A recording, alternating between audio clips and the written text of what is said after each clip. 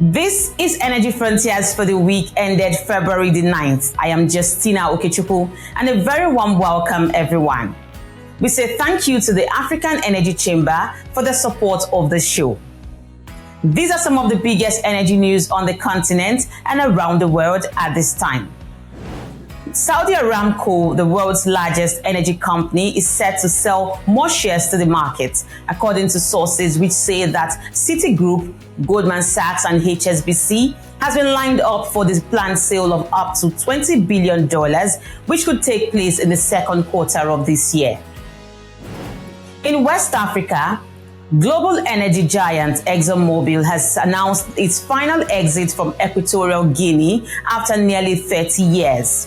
According to Bloomberg News, ExxonMobil's exit will take place over a few months, in which the oil giant plans to transfer its investment in Equatorial Guinea to the government during the second quarter. Exxon's primary asset in the country is its Zafiro field, which yielded over 1 billion barrels of oil over 2 decades and made Equatorial Guinea a member of OPEC. Angolan state-owned regulator, the National Oil, Gas and Biofuels Agency, says the country expects to drill 43 oil wells this year. That is a 16% increase compared to the 37 wells drilled in 2023. Tanzanian helium explorer Helium One Global reports that it has raised £4.7 million through a company-led placing of 313.3 million new ordinary shares at a price of £1.05 per unit, which will be deployed as working capital for the next stage of the company's work program in the East African country. Total Energies has announced the start of production from the Akpo West field on the PML2 license in Nigeria. The field is expected to contribute to maintaining the production of the existing Akpo facilities by developing additional nearby resources and aligns with the company's strategy of developing low-cost and low-emissions projects. Chariot Energy reported that it has received the environmental permit from the Unified Regional Investment Committee for drilling activity on its Lucos onshore license in Morocco. Africa Oil, a Canadian firm with interest in Africa, says the latest exploration well on Block 2913B offshore Namibia, that is the Mangetti 1X, has intersected hydrocarbon-bearing intervals in the Mangetti Fan prospect.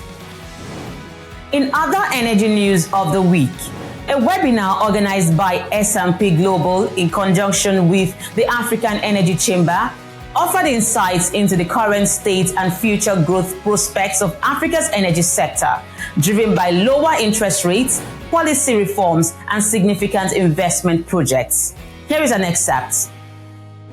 So our continent, your continent, is going to be ready for an energy growth, and it is not the time to tell Africa with a myriad of problems that we need to stop or leave our oil and gas resources in the ground, given the fact that our greenhouse gas emissions are very, very low compared to Western nations. So the Western nations that have developed, they need to decarbonize. Africa needs to industrialize.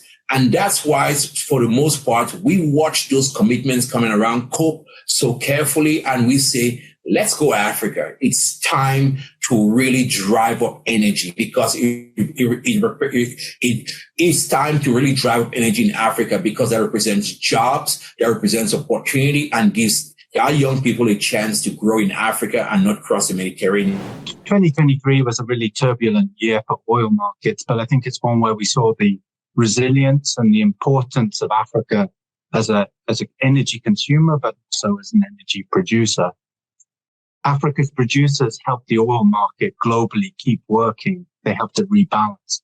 But the other side of the coin, of course, is that this increasing demand revealed the need for more investment. We saw the need for more infrastructure as bottlenecks and supply chains became more apparent. And there's a real urgent need to do something about that. asymmetry of information into the market to ensure that people can do the deals that they really need to be doing to be able to grow and drive this particular industry. Remember, it is extremely important for Africa to have reliable and affordable energy at affordable costs to be able to ensure that we can get development going. And that was a summary of your energy news headlines. Next on the show, the prestigious African Mining Indaba is 30 years old. We place a spotlight on the 2024 edition held in the week just ended. We'll be right back.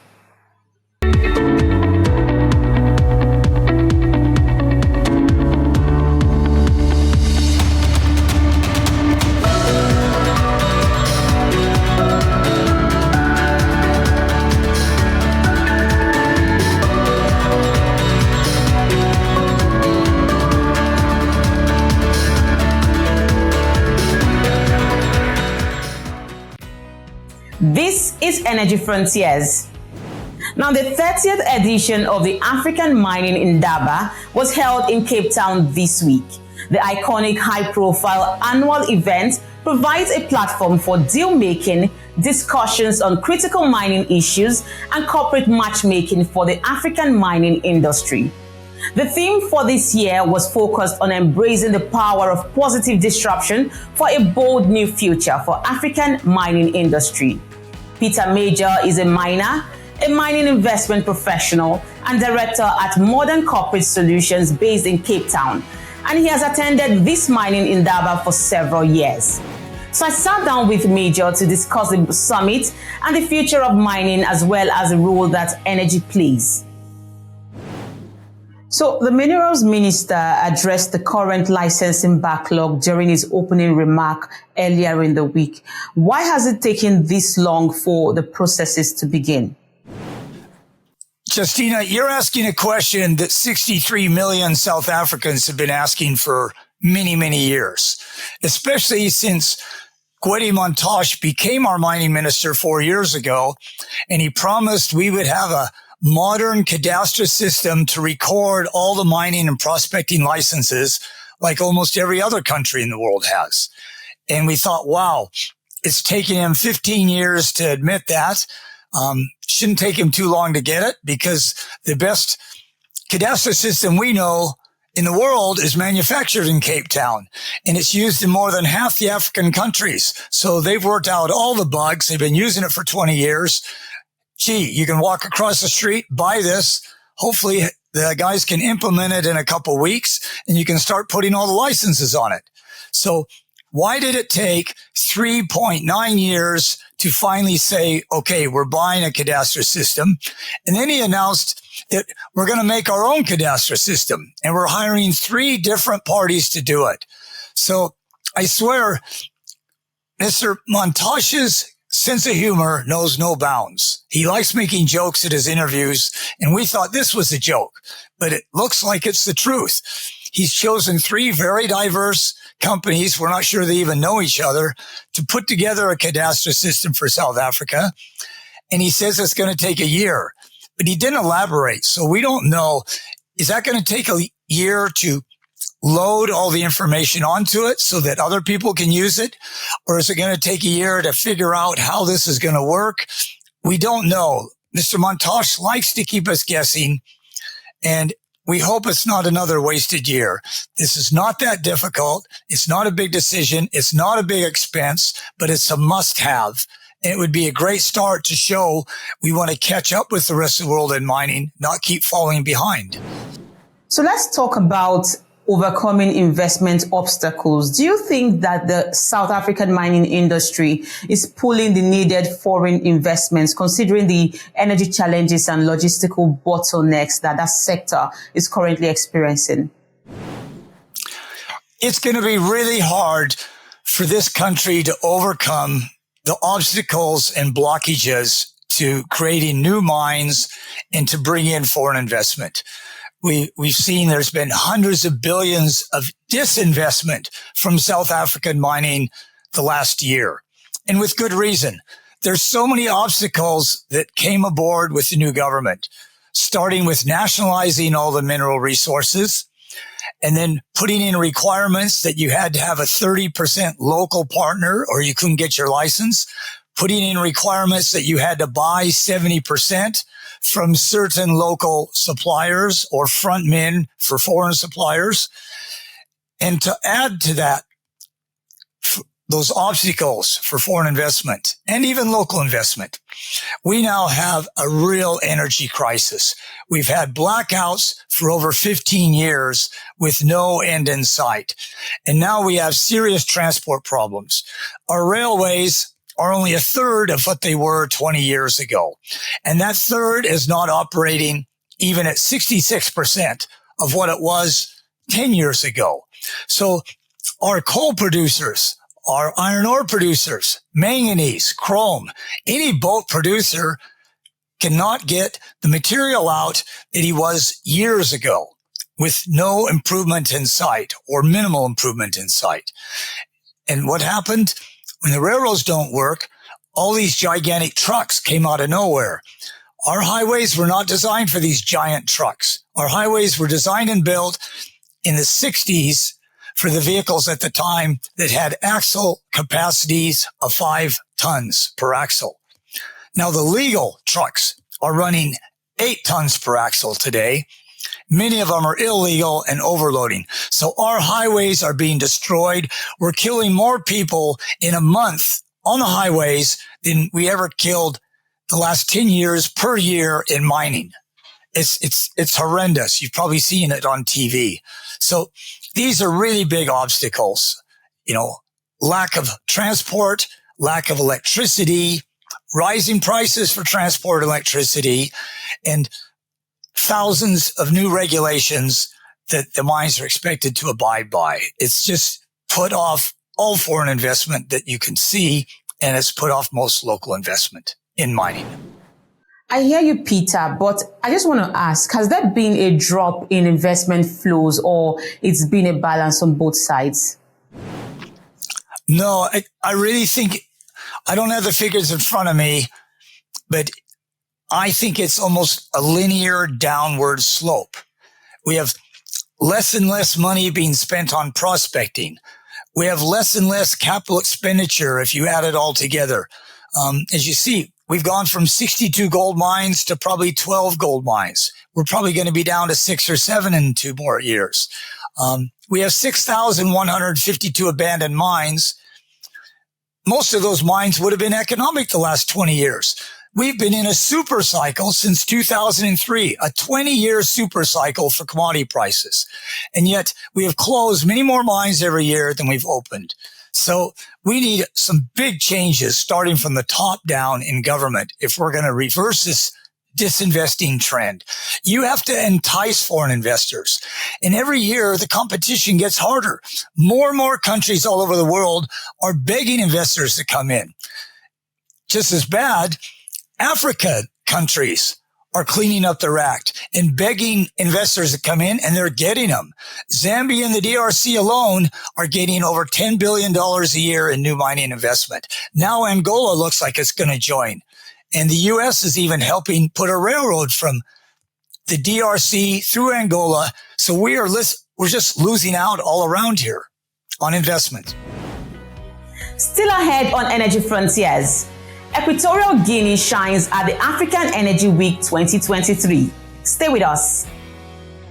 A very good morning and a warm welcome to the Africa Energy Week for 2023.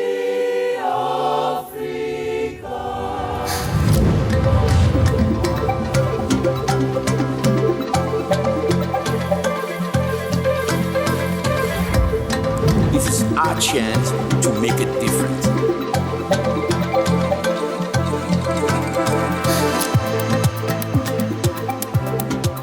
We want to breathe fresh air in darkness.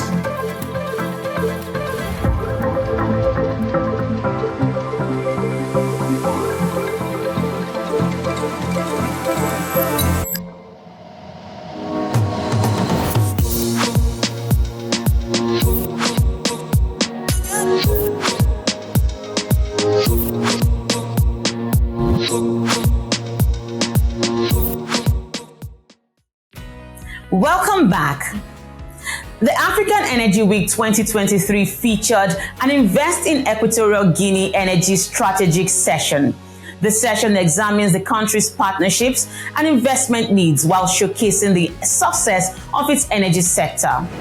With the support of both public and private sector actors, the West African country is looking to become a regional hub for gas liquefaction and distribution. Here are a few points put together for you by Frontier Africa Reports.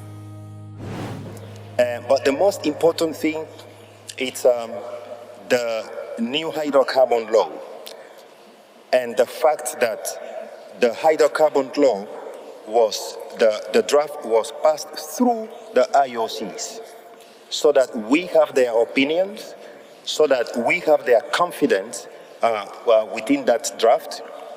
And I guess, the opinions that come from these companies reflect the standards of how potential investors view Equatorial Guinea, or they view how the business should work. So we're working on the hydrocarbon law. It's a promising new law that we have a lot of confidence in, and we're also going to make sure that the new measures comes out in January 2024. We have already signed with Cameroon the bilateral agreement for cross-border field exploitation, and it's been also ratified. And also, we have agreed already with Nigeria, also the bilateral agreement. It's already agreed and now pending signature. I mean, with the due respect of our neighbors, I think that Equatorial Guinea is well recognized to be an isolated case. All the investors, they always tell us that we are a regulator that really works as a company. We don't take 3 months, 4 months, 5 months before we give you an answer to your requests. We work with you on a daily basis. We have a speed that is similar to any company. So the comparison with other countries, most likely, I don't think is fair. But the reality is, as Mr. Antonio said, is obviously we don't live in an isolated world. And we look at the fiscal terms that apply in Congo, in Gabon, in Nigeria, and in this particular case in Guyana. And we believe that we are very competitive. And to be honest, I would add something, which is the prospectivity of EG. For some reason, the moral nature was very good to us, so we also count on that as a plus. Of course, we know that as a national company, the main objectives that we have is to manage the hydrocarbons and the assets that correspond to the state. But when it comes to the relationship with the IOC, with our partners, and especially with the government, the things turns a little bit confusing because sometimes the company doesn't really know if we are like a company or we are part of the state. Because at the end, as a company, our main objective is, of course, to do business and maximize the profitability of the company. But on the other side, as a national company, we have to make sure, and as a technical arm of the government, we have to make sure that the politics that are driven by the government are successfully implemented. A few years back, the Equatorial Guinea government launched the Gas Mega Hub project. So the centerpiece of that project is EGLNG, to operating or plan safely, as mentioned already. But also, the plan is right now at phase 2, I believe phase 2 of the plan, and it's going pretty well. But part of that plan was also to engage some of our neighboring countries. I think I can speak for the government representative right here, to engage some of our neighboring countries. As I mentioned before, we are surrounded by gas. Cameroon, Nigeria, even Ghana right now, and Angola and Gabon. So this is a stranded gas that is either being re-injected or is being flared. So the government engaged all these neighboring countries to inviting them to come to us, to come to EGLNG, to come to a safety operated plan to bring their gas and monetize the gas. So it's been working pretty well recently, and I believe there's some talks going on. Again, it always takes a little minute to finalize the talk. We are still in an earlier phase, but I believe it's going pretty well.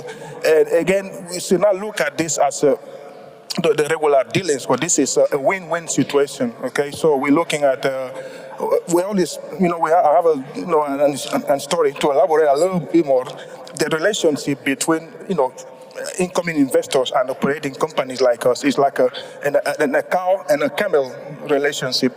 Okay, these two animals of different nature to some extent, their objective of this animal is to serve the person, the human being, but different nature, different characteristic. But let's put it in perspective. Okay, let's say you have to go through a desert. You gotta go through a desert, and then with the idea to end up in a good oasis and a paradise to have a good life. For that thing, you need for the journey, for the trip through the desert, you need a camel. Once you get to the oasis, to the paradise, you need the cow to produce milk, to produce cheese, perhaps maybe meat some kind of way. So we all need each other for that journey to the desert to get to that oasis, which is ROI. I guess I'd follow up with, there's a consistent part of the theme that we've heard in this conference, which is about, basically, I heard a nice comment on an earlier panel, which is about how you transition Africa to energy, right? And I think it's what we do to energize Africa. And when we look at these things, when I look at how the long history that we've had, we go all the way back to the first days of the Alba field 30 years ago. And when I look at how things have transitioned, how energy availability in EG has changed over those years, it's really breathtaking. And I think that as we continue to grow and continue to create these cooperation agreements that continue to use existing infrastructure, it will then create new opportunities that can extend. And one other point is the cross-border, the first one that you do is an enabling step for future ones. And there is quite a bit of cross-border space between the island of Bioko and Cameroon. There's a 190-kilometer border.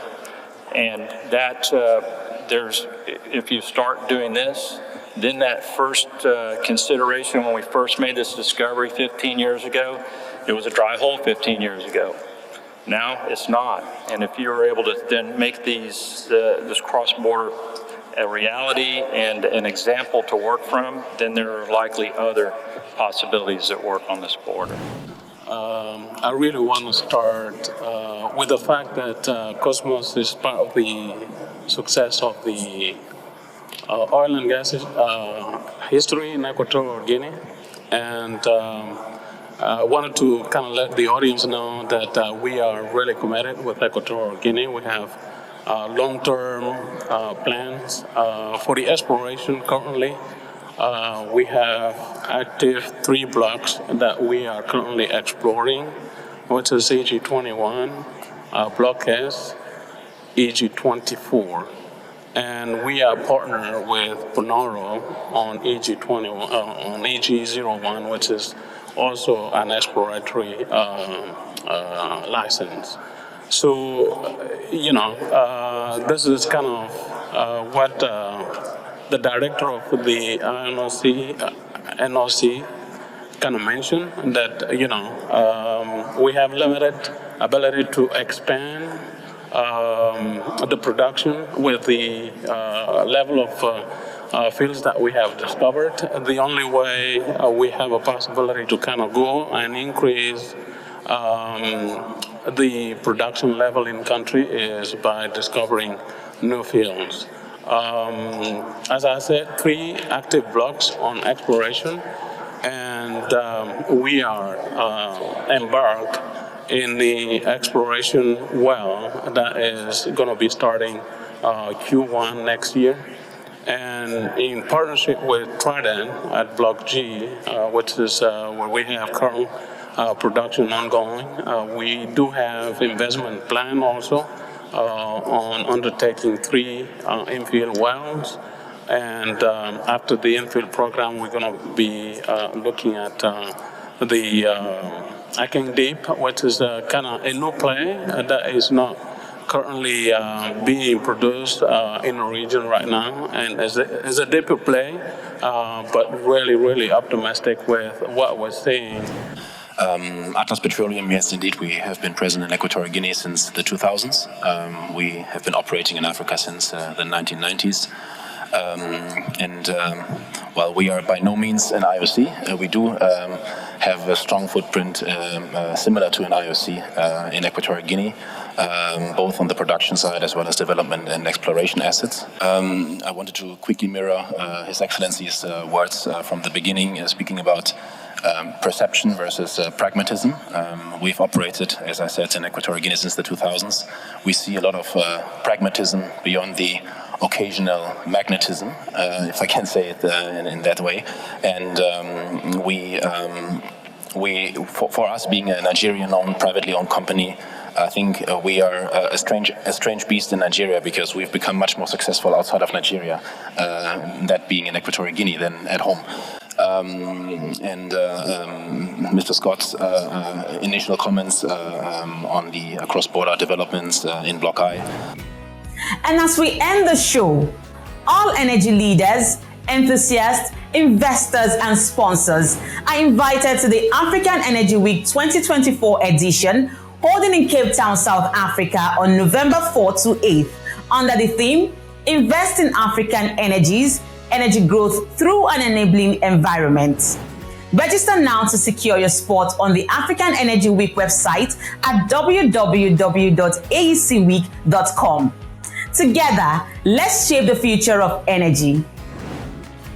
And that's how we wrap up this package of Energy Frontiers at this time. We thank you all for watching. Be sure to follow the program on Frontier Africa Reports website, like this video, subscribe to our YouTube, and follow us across all our social media handles as indicated on the screen. I am Justina Okechukwu, and I'll see you again soon.